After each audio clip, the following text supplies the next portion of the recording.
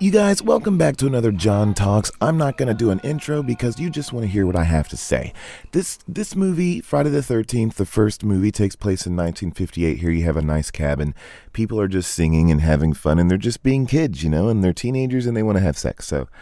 And apparently Pamela Voorhees does not like that for some reason. I have no idea. Poor guy. He was gonna be something when he grew up. Friday the 13th is filled with these little moments that the camera kind of lingers and you're not watching much of anything, but for some reason they work.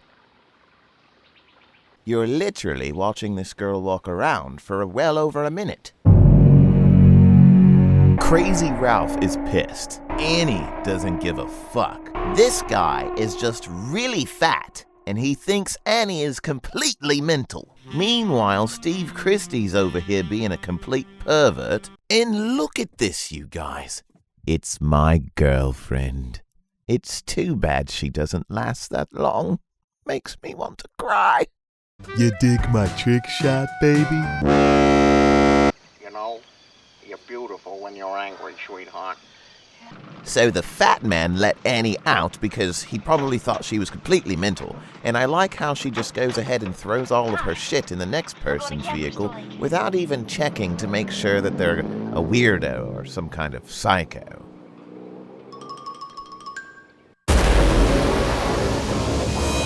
Good riddance, I say. Now we can actually get on with what this movie is actually about.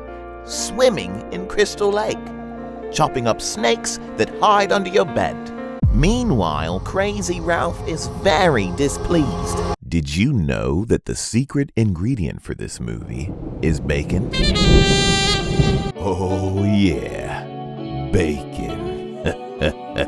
Oh yeah, bacon. When I looked into that mirror, I knew I'd always be ugly.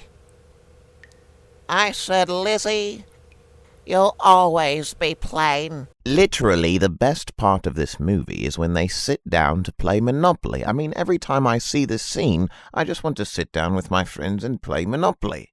It's just a thing.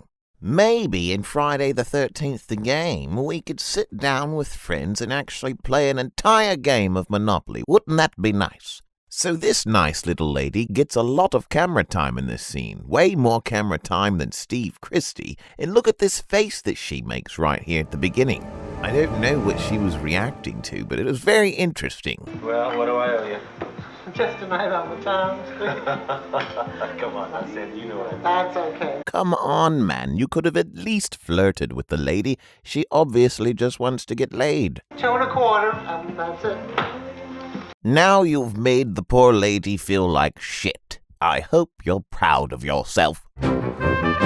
So pretty much everybody is dead at some point, and then we get to spend about 2 minutes, over 2 minutes, watching this girl make coffee. Isn't that beautiful?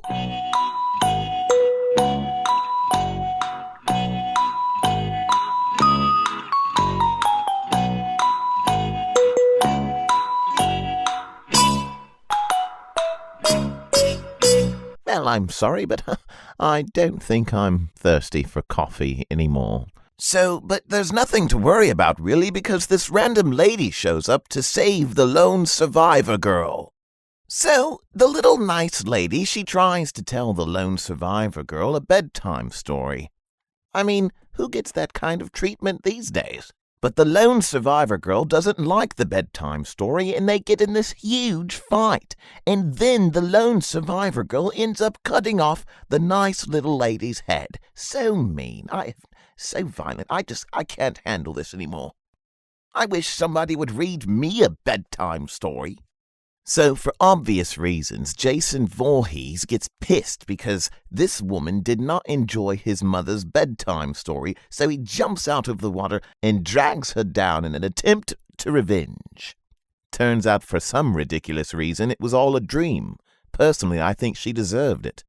I mean, what woman in her right mind turns down a bedtime story? So Crystal Lake was empty once again, and the moral of the story is, ladies and gentlemen, if you meet a nice little old lady while you're camping, make sure you let her read you a bedtime story.